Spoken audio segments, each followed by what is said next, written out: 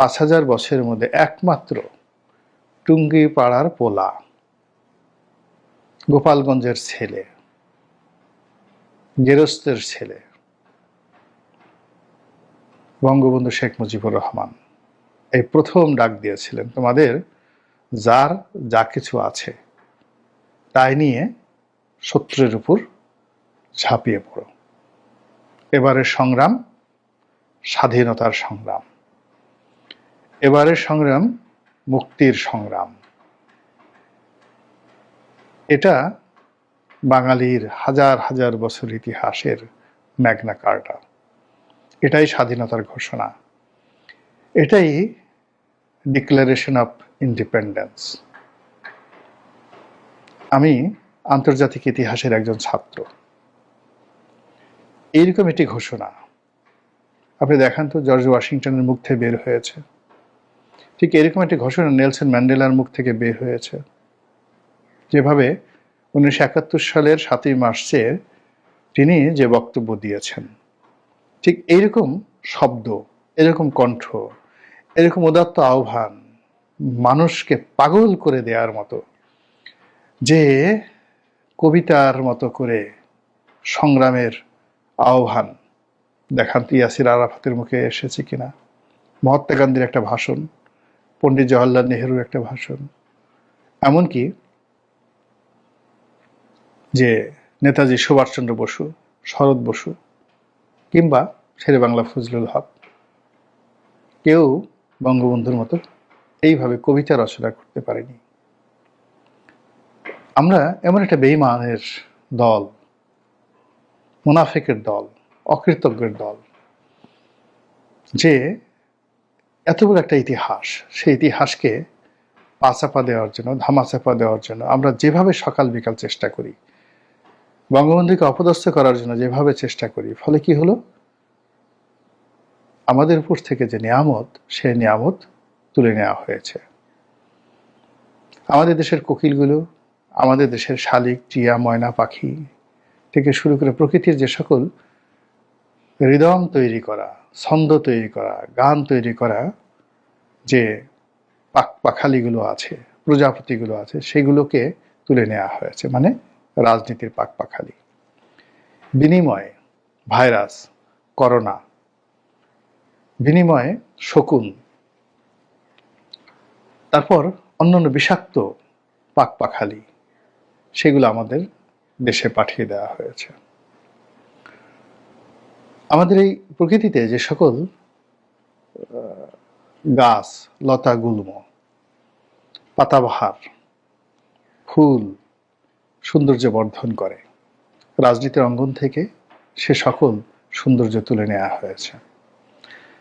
এখানে বিধাতার আক্রোশ এবং ক্রোধের ফসল হিসেবে ধুত্রার বিষ, ধুত্রা গাছ, ধুত্রা ফলে সারা বাংলাদেশ তছনছ হয়ে গেছে। ফলে আজকে আমাদের যে স্বাধীনতা, আমাদের যে সার্বভৌমত্ব, একবারে কি ভেবে দেখেছেন যারা দেশের বাইরে থাকেন বা যারা দেশের বাইরে যান, ওই বিদেশের মাটিতে দাঁড়িয়ে যখন পথ করে আপনি দেখেন যে বাংলাদেশের পতাকা উড়ছে,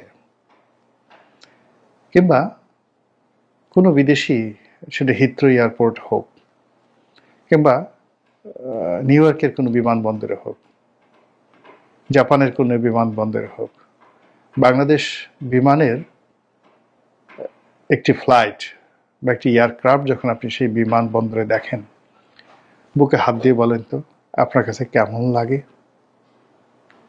সেই যে অনুভূতিটি, সেই অনুভূতিটি আবার ধ্বংসের মুখে পড়েছে। আমাদের এই দেশে যে প্রকৃতি এবং পরিবেশ, সেই প্রকৃতি এবং পরিবেশের কারণে বেশিরভাগ সময় আমরা বেখেয়াল থাকি। আমাদের এই যে এখন আমাদের বিদেশে গিয়ে আমাদের লোকজন অনেক অড জব করেন, বিদেশে কাজকর্ম করেন, কিন্তু বিশ্বাস করেন হাজার হাজার বছর ধরে সারা পৃথিবীর মানুষ আমাদের দেশে আসতো কাজ করার জন্য। আরবরা এসেছে, আফগানরা আসছে পেস্তা বাদাম নিয়ে, কিসমিস নিয়ে, লবণ বিক্রি করার জন্য ইউরোপের বণিকরা এসছে লবণ বিক্রি করার জন্য। আমাদেরকে আল্লাহর মেহেরবাড়িতে যেতে হয়নি। তা আমরা এই আজকের যে দারিদ্রতার মধ্যে পৌঁছে গেছি কেবলই মাত্র জগৎ শেঠ এবং মীর জাফরদের জন্য। আমাদের মসলিন, আমাদের এখানকার তৈরি মসলিন, আমাদের তৈরি চিনি, আমাদের চাল ডাল আটা ময়দা, আমাদের চাহিদা মিটিয়ে সারা দুনিয়াতে আমরা রপ্তানি করতাম 1756 সালের আগ পর্যন্ত। আমাদের দেশের রাজরাজাদের দরবারে ইউরোপ আমেরিকার রাজরাজারা তাদের রাষ্ট্রদূত পাঠাতেন একটু ব্যবসা করার অনুমতির জন্য। আমাদের এই ভূখণ্ডে মুঘলরা যে ইতিহাস তৈরি করে গেছেন, সুলতানরা যে ইতিহাস তৈরি করে গেছেন, সমসাময়িক দুনিয়াতে পৃথিবীর অন্য কোনো রাজদরবার মুঘলদের মতো এরকম জাঁকজমকপূর্ণ ছিল না। এই সব বৈশিষ্ট্য, সব ক্যারেক্টারিস্টিক্স নষ্ট করেছে মীর জাফরের দল এবং জগৎ শেঠের দল।